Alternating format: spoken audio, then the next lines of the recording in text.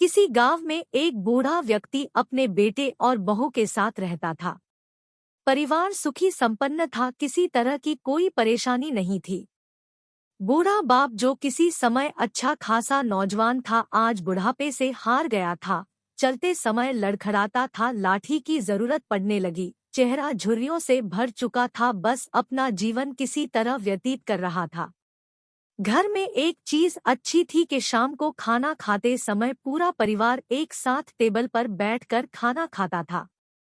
एक दिन ऐसे ही शाम को जब सारे लोग खाना खाने बैठे, बेटा ऑफिस से आया था, भूख ज्यादा थी सो जल्दी से खाना खाने बैठ गया और साथ में बहू और उसका एक बेटा भी खाने लगे।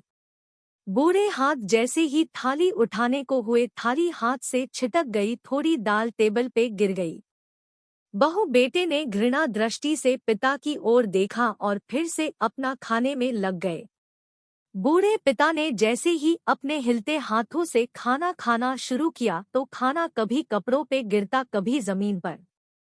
बहू चिढ़ते हुए कहा, हे राम, कितनी गंदी तरह से खाते हैं, मन करता है इनकी थाली किसी अलग कोने में लगवा देते हैं।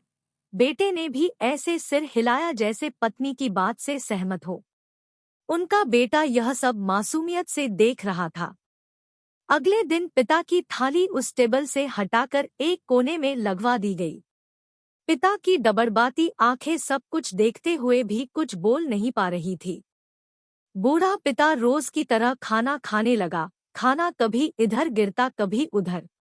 छोटा बच्चा अपना खाना छोड़कर लगातार अपने दादा की तरफ देख रहा था।